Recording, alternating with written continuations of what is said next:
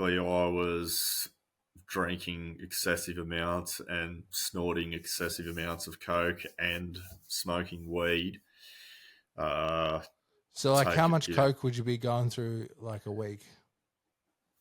2 or 3 bags. Yeah, and that's probably like Um, on the weekend. yeah, and through the week, like if I every weekend I was getting on the bags, and if I had coke left over from the weekend, I'd get into it through the week as well. Sometimes I'd even buy it through the week. Yeah, But it was like basically it almost became an everyday thing. yeah. Like go to work, come home, get drunk, snort coke, smoke weed, stay up till stupid times, 1, 2 o'clock in the morning, then get up at 5:30 and go to work.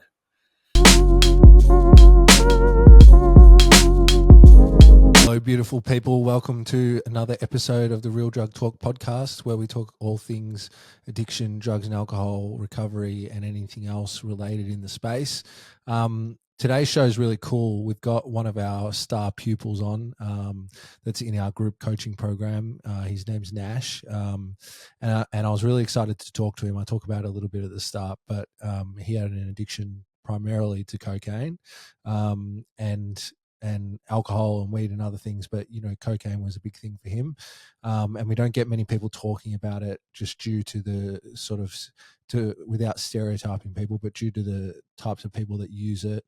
They often have professional jobs and don't want to break their anonymity and stuff like that. So excited to get this one out there and hopefully help some people that are experienced cocaine addiction. So if you're using cocaine, this is an episode for you to listen to, or if you know someone that's using cocaine, share this episode with them, and tell them that there's some help available. So Nash is actually in our program. We've got two programs just really quickly. We've got a group coaching program, which is an online course and weekly group coaching sessions. And then we've got an individual one-to-one program that's got a whole bunch of other stuff included in it as well. And basically what we do is we help people to get recovery without having to go to rehab. So if that's of interest to you and you like what Nash is talking about, and you can kind of relate to his experience, reach out to us and say hey, and we'll have a chat and see if we can help in some way. Links will be in the description for that. But enough from me. Let's get into the show. All right, boom. Welcome, everybody, to another episode of the Real Drug Talk podcast. My name's Jack Nagel, and on this show, we talk about all things drugs, alcohol, addiction, and addiction recovery. I'm excited today because we've got like a star pupil of our program that's on, but I'm more excited to talk to him about his specific addiction that we don't get a lot of people talking about, which is around cocaine, because most people, just generalizing, most people that use cocaine are in sort of professional environments and don't want to break their anonymity and share their story. So we don't get to hear a lot of it. But our guest today is going to be brave and share his experience with it, which is really cool. So we've got Nash on the show. How are you, Nash, mate? What's going on? How's your day been? Hey, man. Yeah, pretty good. It's been a good day. Just another day in paradise, man. Nice. Love it. Awesome. So Nash has been part of our online group program, which we run, which is the course component and has the group sessions as well. And he's done really well in his recovery and changed a lot of things. Had a couple of setbacks, which we'll talk about as well, which is, I think, it'd be interesting to kind of get some insights on too. But how we kind of start this, dude, is I just go with the 3-minute elevator pitch. Like if you had to get in an elevator with someone for 3 minutes and tell them your story, what would you tell them? How would you explain it? So tell us your story in 3 minutes and we'll riff off that. All right, man. Well, I suppose addiction come into my life when I was 18, not knowing what I was getting into. I was just sort of partying with friends and Yep. experimenting with drugs, and it all sort of stumbled from there. So yeah, first off it was, you know, popping pills and drinking, and then it progressed up to cocaine, then progressed to ice, back down. Wind. Sorry, man. That's all right. It's the Real Drug Talk podcast. It's how it rolls with the animals happening and stuff. I knew this would happen. There's a mailman here. He'll stop barking shortly.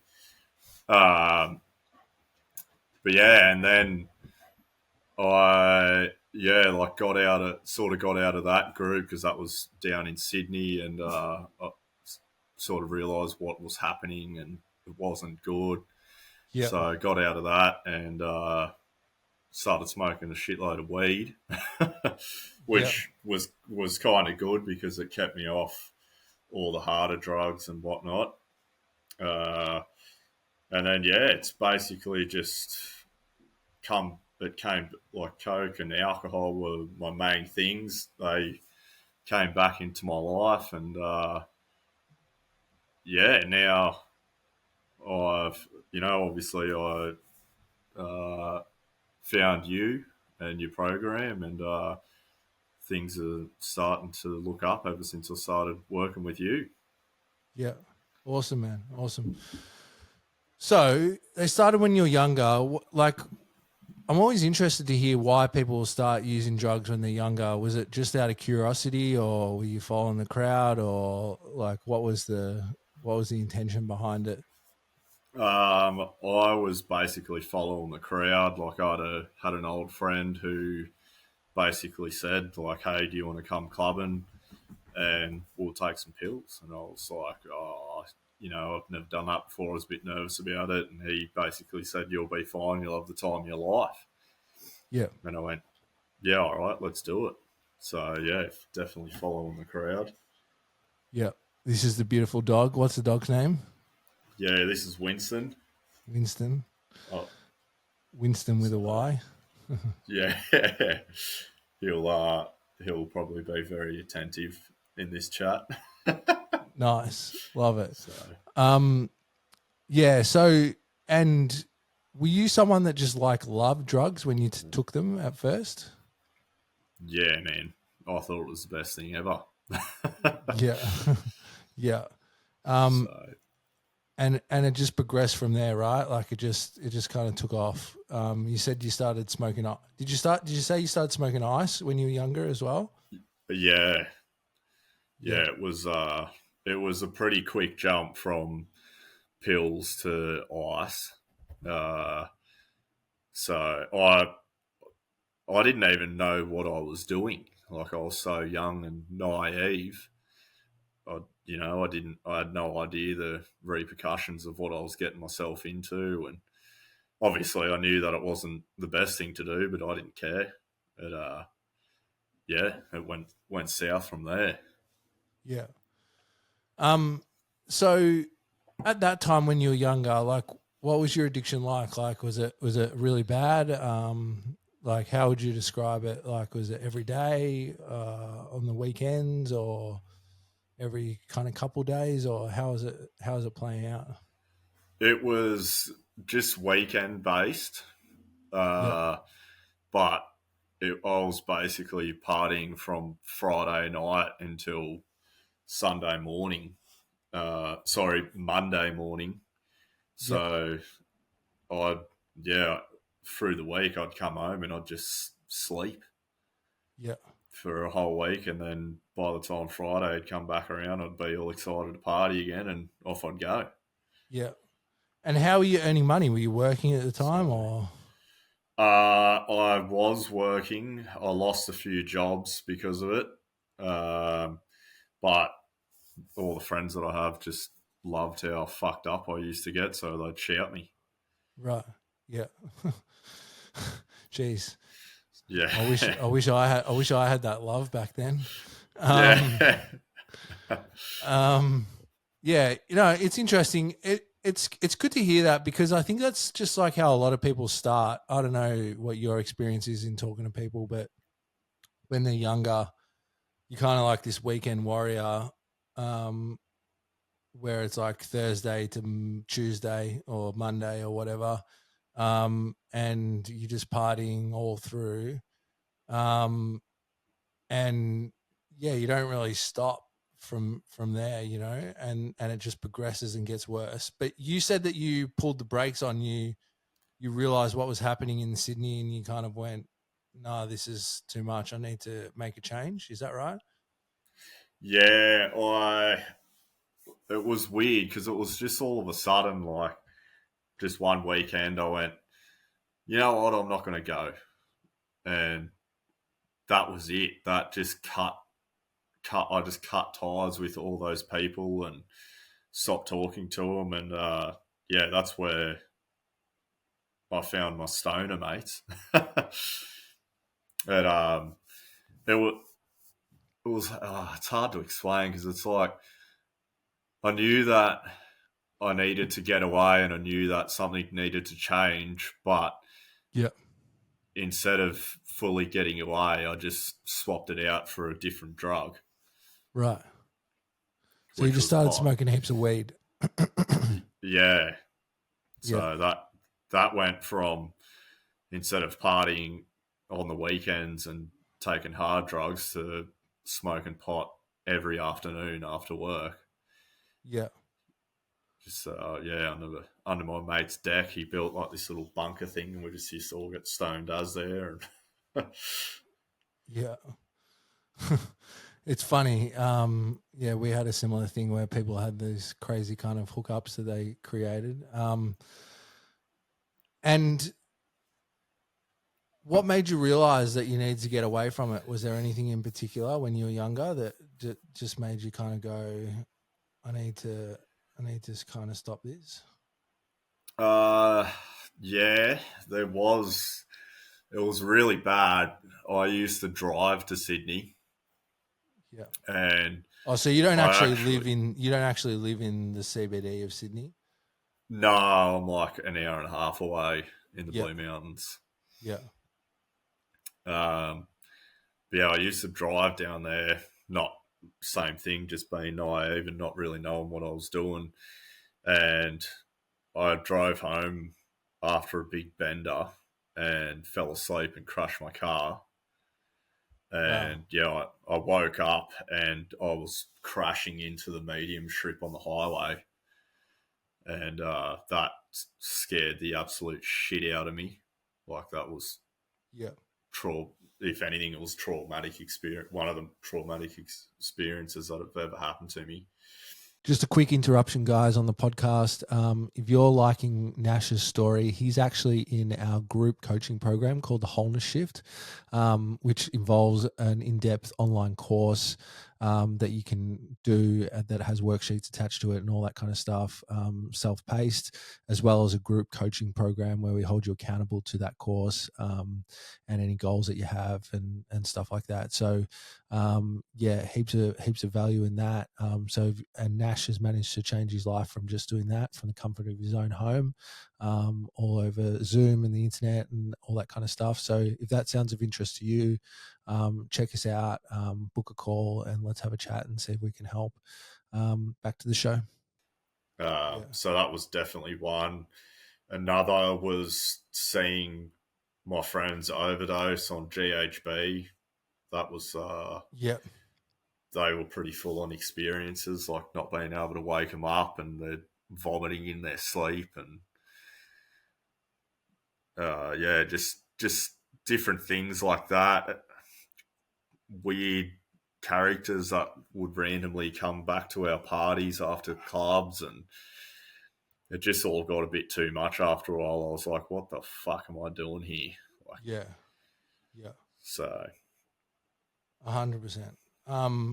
Yeah, that's really interesting how those experiences made you kind of go to it. But you just switched to weed, and then how long did you smoke weed for? I can't even remember, man. Maybe like 6 months or something, maybe a year. It was so long ago, I can't fully remember. How old Um, were you at this time? Probably 20, Yeah. maybe like 20 to 21. Yeah. And then then I stopped smoking, and that's when I started drinking pretty hard actually. Yeah. After I stopped smoking weed, and then then cocaine became the craze. So it's interesting, right? Like, because people always blame a particular substance, but substances in general just seem to have been a part of your story your whole life. Yep, Yeah. yep, Um, and you've just switched one for another all the time. yep,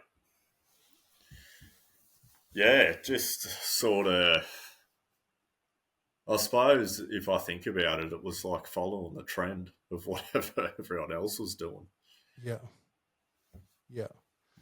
So did it kind of feel a bit more like socially acceptable when you started drinking pretty hard after you started smoking pot? Because you were maybe like 21, 22. What do you do for work? You're a tradesperson, right? Yeah, I'm a carpenter. Yeah. So Um, you were doing your like probably your apprenticeship or something then, or you'd done it or just finished it. no, I'd actually just started. Um, I remember I started when I was 20, and the week after I started, I turned 21. So I was the first year apprentice at 21. Yeah. And actually, that's when cocaine sort of came in because, yeah, like we were snorting coke at work all the time.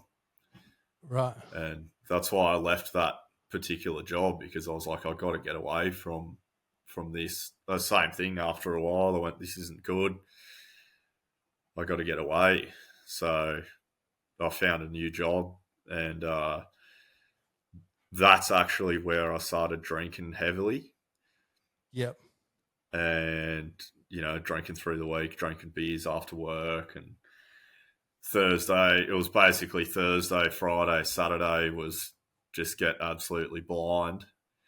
Uh, and the other days would just have a couple of beers after work, and then cocaine came back in, and it was same thing. It was drinking beers and snorting coke after work Yep. on weekdays, and weekends was just vendoring on bags basically, and yeah. Yeah. Is there quite a culture of it in the tradie culture of getting on the bags? Big time, Yeah. big time. Everyone talks about getting on the bags. Yeah. Uh, Pretty much every. I work for myself now, and pretty much every person or not person, sorry, pretty much every company that I've contracted to, there's always people who are talking about getting on the bags. Yeah. It's interesting, isn't it, with the cocaine? It's like alcohol's a drug that's socially acceptable, but like cocaine has become a bit like socially acceptable as well. Would you Yeah, say for that too? sure. Yeah. Oh, 100%. It's almost like it's so popular now. You're almost classified as a weirdo if you don't snort coke. Yeah. Yeah. Yeah. 100%. I've noticed that as well, just when I've been talking to people just about how normalized using cocaine is, um, and just how that happened. So, how did that become a big part of your life in a big way? uh well, I'm not going to name names, but my sister's ex-boyfriend was selling at the time, and we used to work together. And yeah, we were always getting on it because he was selling it, so we always had it. And yeah, same thing, like not realizing that after a while that I had an addiction to it. Yeah. So it started becoming, like a hand in hand thing. Like once it was you'd go for a beer after work or whatever, and you'd have 3 sips and it'd be all right. Let's get a bag. Yeah. So, and same thing. I had a couple of other friends who started selling. This has gone. We sort of jumped from me being apprentice to only a few years ago now. A good mate of mine was selling, and same thing. It was just every time we hung out, Yeah. we were on the bags for days. Yeah. Um, yeah, I don't know. It's just it's always sort of been around, like my friend group as well, and everyone I know. Like everyone, if you don't know someone who doesn't sell coke, your mate does. Yeah. So it was super easy to get, and there was also times where like I tried to get away from it. Like I've had this other friend back in the day who he was really bad on the coke as well, and I was trying to get away from it, but was still drinking, and he wanted to have some drinks, and I said, look, you can come over and drink, but you can't bring any bags with you. And he went, yeah, no worries, man, that's all good. And he come over and we had some beers, and after the third or fourth beer, he fucking pulled a bag out. Yeah. And I was like, I asked you not to fucking bring any, but obviously by then alcohol's starting to work and it's there in front of me, so we got on the bags. Yeah. Yeah. So it sounds like alcohol and the bags come kind of hand in hand and are close together. Yeah, Yeah. definitely. So if you were to rank the impact of cocaine and alcohol in your life, which one was worse? I'd say that they'd both be just as bad, man. Like if it wasn't if I wasn't doing one, I was doing the other, if not both. Uh,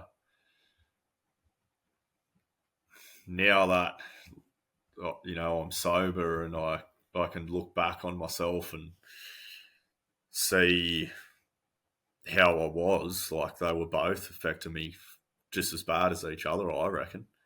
Yeah. Yeah.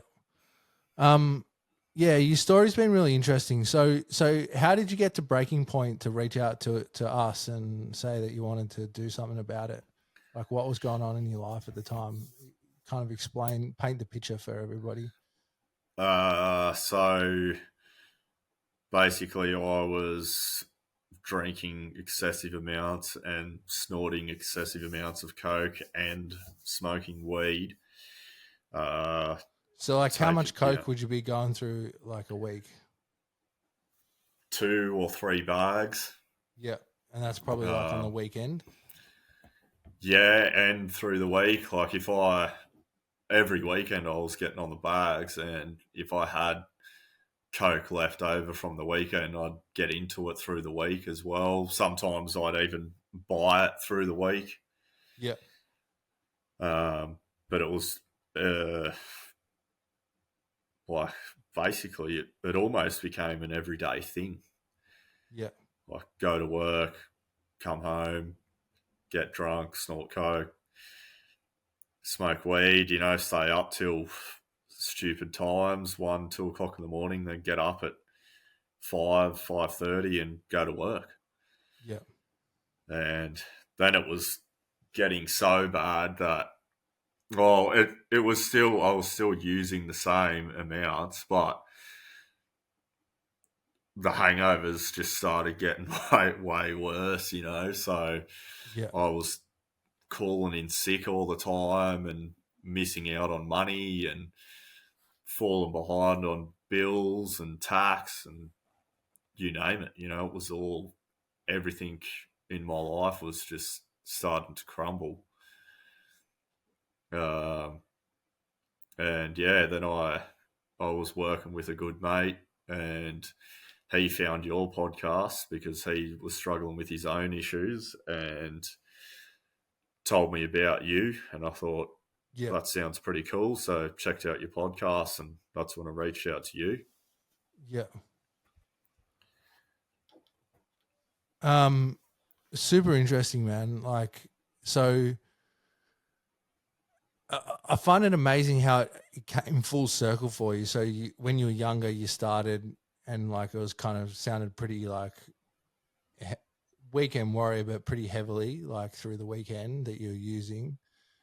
And then you switched to sort of like weed and drinking beers, and then like the coke came back in and it became pretty heavy again, to the point where you reached out. What do you think it was that made you reach out the most? Like, was it an emotional thing? Was it a financial thing? Was it like what was the driver for you? I reckon it was definitely a mix of all that. Finances were a big thing for me. Um, but I suppose, like, when I really think about it, it was, I was so sort of like, I really hated myself when I think about it. Because, I wasn't being a man, I was just doing the bare minimum that I sort of had to do through my work life Yeah. uh, to get paid, and just blowing all my money on drugs and alcohol. So it was, it's like a circle sort of thing that was going on for me, where I was hating myself for doing what I was doing, and sort of being shit at life, but I was using the drugs and alcohol to escape the reality of that. Yeah. Yeah. Yeah. It's interesting how that paradigm happens, isn't it? Yeah. Yeah, it really is. Yeah. Um, so what's your recovery experience been like? Tell us a bit about that. Yeah, it's been awesome, man. So I did 6 months sober last year, Yeah. which that was the first time I've been sober probably since I was 25. I remember I did 5 weeks sober. But we can get back to that if you want. But Yeah. yeah, Tell us about that quickly. well, that was I can't remember the full reason why I decided to go sober, but I did five. I remember doing 5 weeks and thinking, like after a couple of weeks, I started feeling really good and things are working out well. And I was like, geez, this is really good. And it just kept on happening. Things kept on happening and getting better in my life. And, the flowers started to grow back, I suppose. I can say it like that. And then it was my birthday. And I thought, you know what, I've been pretty good. I can reward myself with some drinks. So I went and had some drinks with my dad, Yeah. and that was the end of it. I was just back on the piss after that, and back everything started coming back in. And Yeah. uh, yeah, then it all just went way downhill again. But yeah, anyway, reached out to you 6 months sober last year, which was awesome. It Yeah. was it was hard at first. The first sort of 2 to 3 months were pretty hard for me, and then I kind of got used to it, and it was still tough, but it got easier. But same thing, man. Just everything in my life started getting better. Like literally everything in my life was better, Yeah. and I was better with my money. Obviously, my health got better. My relationship with my wife got better. I learnt who my true friends were. Our house looked awesome because I was always doing yard work and cleaning the house and keeping busy. Yeah. Uh, and then I decided that I'd try and reintroduce alcohol. Yeah. So I did that. The first time that I had some beers, same thing. I went and had some beers with my dad. He's dad's kind of like a safe zone for me, where if I go and drink with him, there's no drugs around. Yeah. So that's why I chose to drink with dad. And I remember I took 6 beers over. I had the 6 beers and had one of his bourbons, and I went, all right, that's enough. I'm going home. And I did go home and, yeah, went to bed. So that first night of reintroducing alcohol was great because I did have that self control, and Yep. we, me and my dad had an awesome time listening to music and whatnot. And then it started going downhill again. Right. Yeah. So it was, I was still drinking. It's actually quite funny because I started drinking every second day, and my wife said to me, she goes, "You still were talking about it?" And I said, "I'm actually drinking half as much as I was before." And she goes, "Yeah, you're still drinking every second day though." And I said, "Yeah, half as much." But yeah, there was over the Christmas holidays, there was a couple of big nights that I had, and cocaine came back in as well. Uh, and sort of stayed in for a bit. It wasn't. I think it was. I was actually pretty well behaved for considering how my addiction's gone. Um, but yeah, it's Australia Day was the last big one for me. That weekend, I drank the Friday, Saturday, and the Sunday, Yep. and I don't know how I didn't get alcohol poisoning, man. Yep. Like, I drank so much alcohol, and that, there was cocaine involved and weed involved, and that was the last straw for me. I went, you know what, I'm going back to sobriety.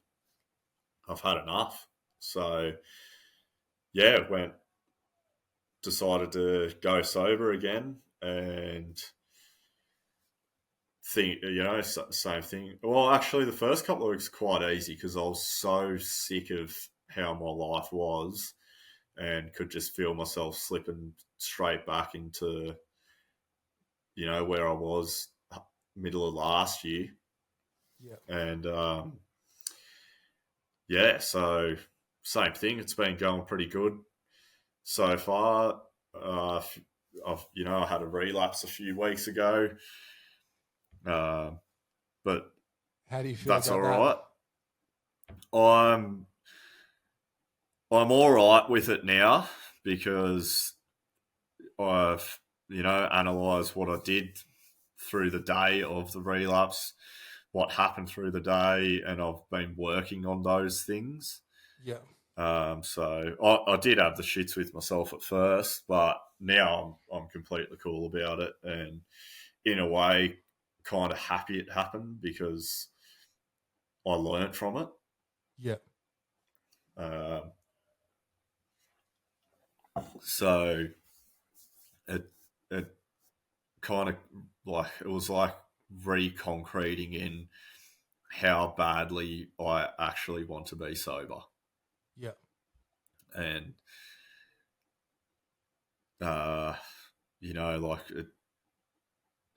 not only did it show to me that yes, I have to work on my addiction problems, but there's all these other things in my life that are problematic for me that were causing my addiction. So I've got to work on them harder. And it's been good. The last couple of weeks have been good. I've been trying really hard, and uh, you know, doing recovery stuff every day, basically. Yeah. Um, So, for everybody listening, what is the recovery stuff? Like, just to give people an idea. So, as you know, Jack, the weekly meetings with you through connection based living Yep. is the main one. But yeah, like reading my why statements. Uh, I've got a couple of apps that I use. So I use the I Am Sober app and Yep. I use the How We Feel app. So lodging and connecting into them every day and reading quotes. Uh, So really yeah, raising your level of self-awareness. yeah, like just sort of putting those few minutes aside throughout your day to fill out those apps is it, it's important for me and it's helping me because I get to, as you, well, I'm learning how to feel my emotions correctly. So the How We Feel app's great for that because if I'm unsure what I'm feeling at the time, I can read through the emotions and go, oh yeah, that's actually how I feel. So that one's really good for Yep. me anyway, because getting in touch with my emotions and learning to feel properly again. Yep. But a huge one for me is getting back into my hobbies, man. And well, I've been learning guitar for about a year and a half now, and the last sort of 2 weeks I've just been going bonkers with it. I can't put it down. Awesome. Uh, so that helps my mental health out massively. Just sort of making that time for yourself to do something that you love, Yep. instead of, obviously going to work and doing my day's work, but I'm making sure that I make that time for myself every day now to do something for myself. Yep. Uh, yeah, they're the important things. I'm meant to be doing my push-ups, but I've been lazy. That's all right. We'll give you a pass on that. No, but Yeah. it's really what recovery is about. I was talking to another guy about it on the podcast the other day, which will be out soon. But what recovery really is in a nutshell. And tell me if you agree with this, Nash, is raising your level of self-awareness about yourself so that you can kind of see yourself coming, so that you can kind of catch your behaviors and your bad thoughts and your thinking and all that stuff, and do something with it and change it in the moment. That's really what it's about. And if you can do that through those practices that help you to build those skills and start catching those thoughts, then in the moment you can make a different decision to um, have a different choice in your life that creates a different result. Would you agree with that? 100%, man. Yeah. 100%. It's yeah, you gotta change your behaviors of what you want them to be, I suppose. Like what you actually want out of your own life, you got to start doing. Yeah. Is what I've found is working for me. Yeah. 100%. Um, it's awesome, man. It's really awesome. What would be the thing? This is really a cliche question, but to kind of get towards wrapping up, what would be like the one thing that you'd say to someone if they were on the fence about thinking about doing something about changing their life? Like, how would you talk to someone about it? Uh, And I'm sure you've had many of these oh, conversations with friends anyway. yeah, I have. Uh, my first thing is always if you're so sick of the way that your life is and you really want to change, do it. That's what I always say to them. I'm like, make the leap, reach out to someone for help. I always recommend you to my friends, but even family members, like your best mates, they're always going to help you if you reach out. So reach out for the help Yeah. because you need it. You can't do it on your own. I reckon Yeah. getting that help is just so powerful. But yeah, what else would I say?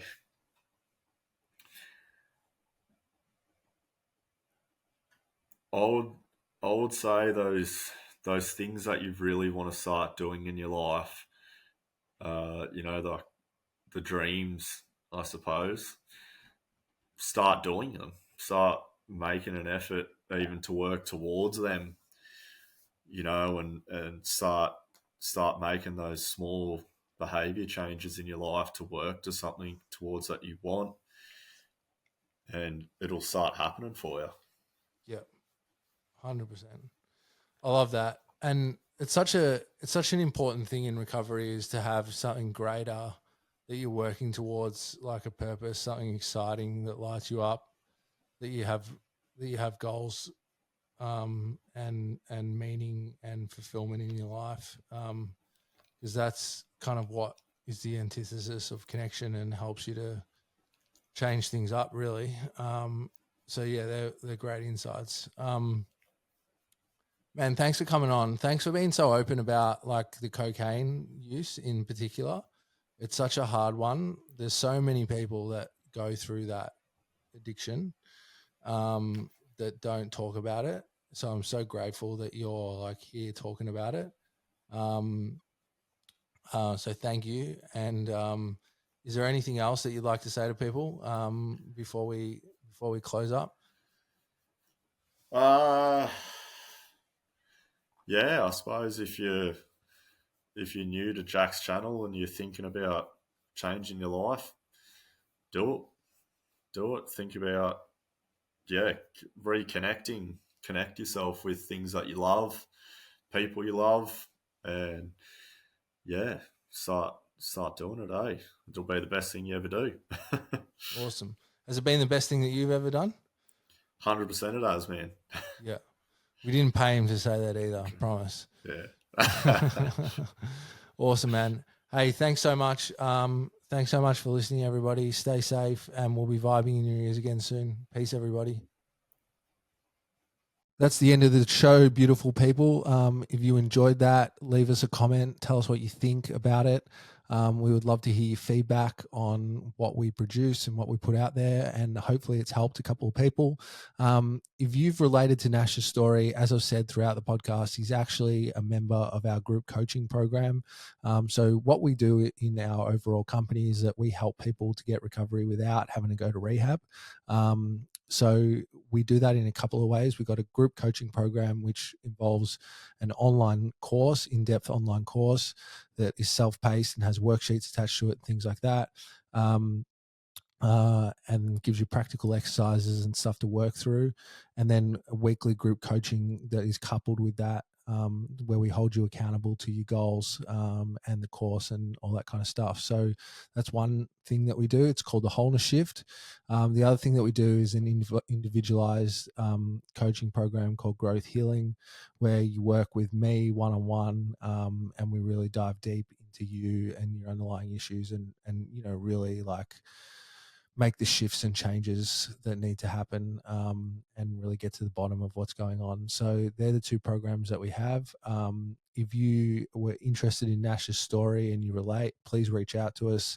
If we're not the right fit for whatever reason, we'll point you in the right direction. The best thing that you can do is just have a chat. All right. Just have a chat with somebody. If it's not me, have a chat with a friend or a close relative or whoever it is. Like, the more that you just talk about this stuff and get it out there, the better it is. Because secretivity is the biggest thing in addiction. It just holds us back. So reach out. The book a call link will be down below. Just book a call. It'll just be a chat with me for 45 minutes, completely confidential. And we'll just chat about you and how we might be able to help. And if we can't help, we'll point you in the right direction. All right. So hope everybody's doing well. Hope that helped a couple of people. Peace and love.